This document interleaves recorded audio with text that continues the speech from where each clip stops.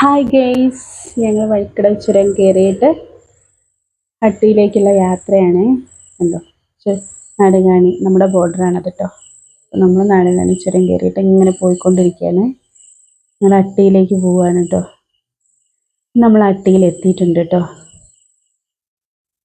എന്തോ കോടമഞ്ഞാണ് കേട്ടോ. ഭയങ്കര ഭംഗിയാണ് കോടമഞ്ഞ് കാണാൻ. ഞാൻ ആദ്യമായിട്ടാണ് കേട്ടോ, ഇത്ര മഞ്ഞുള്ള സമയത്ത് ഞാൻ ആദ്യമായിട്ട് വരികയാണ്. കാരണം ഇപ്പൊ ഇവിടേക്ക് ഇങ്ങോട്ട് വരുന്നേ ഉള്ളൂ. കുറച്ചുകൂടെ കയറി കഴിഞ്ഞാൽ നല്ല ഭംഗിയായിരിക്കും അല്ലേ. കണ്ടോ, നല്ല ഭംഗിയാ തേയിലത്തോട്ടം കാണാനായിട്ട്. തേയിലത്തോട്ടം കാണുന്ന തന്നെ ഒരു ഭയങ്കര ഒരു ഉണർവാണേ. നല്ല രസമുണ്ട്. കണ്ടോ, നല്ലൊരു തണുപ്പും പിന്നെ അതേപോലെ തന്നെ മഞ്ഞ് മഴ പെയ്യും പോലെ. കാരണം മഴയല്ല, മഞ്ഞിങ്ങനെ പെയ്യുന്ന പോലെ. മഴയാണെങ്കിൽ ഒന്നിച്ച് പെയ്യൂല, അങ്ങനെയല്ല, തുള്ളി തുള്ളിയായിട്ട് ഇങ്ങനെ വീഴുക. കാരണം കോട മഞ്ഞാണ്. ഇപ്പം മഞ്ഞുതുള്ളി ആയിരിക്കാം, മഴയായിരിക്കാം അല്ലേ. കുഞ്ഞിനൊക്കെ ജലദോഷം പിടിക്കും, അതാണ്.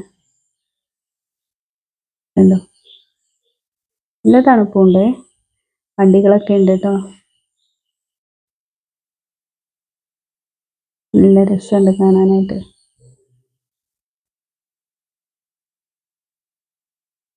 ഞങ്ങളിങ്ങനെ പോയിക്കൊണ്ടിരിക്കുക കേട്ടോ. അങ്ങോട്ട് കയറ്റുമോയെന്ന് അറിയില്ല, പിന്നെ വൈകിട്ടായതുകൊണ്ടേ.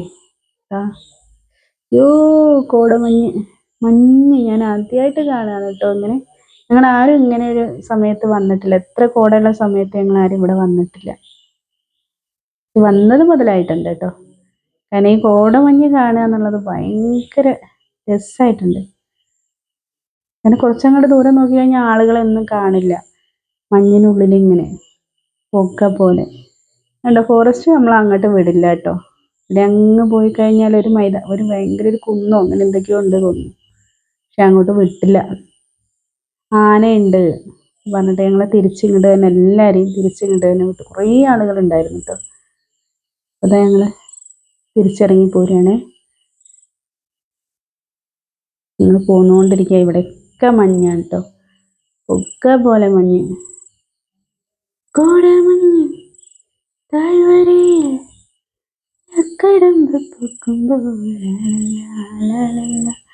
യോ, ഇപ്പം അമ്പലത്തിൽ നിന്നൊരു പാട്ട് കേൾക്കുന്നുണ്ട് കേട്ടോ. ഞാനിവിടെ ഇറങ്ങിട്ടോ. തൊഴുകാൻ പറ്റുമെന്ന് ചോദിച്ചു ഞാൻ. ഇപ്പൊ തൊഴുകാന്നൊക്കെ പറഞ്ഞു അവര്. അപ്പൊ ഞാൻ ആ അമ്പലത്തിലൊന്ന് കയറി തൊഴുത് വരട്ടെ.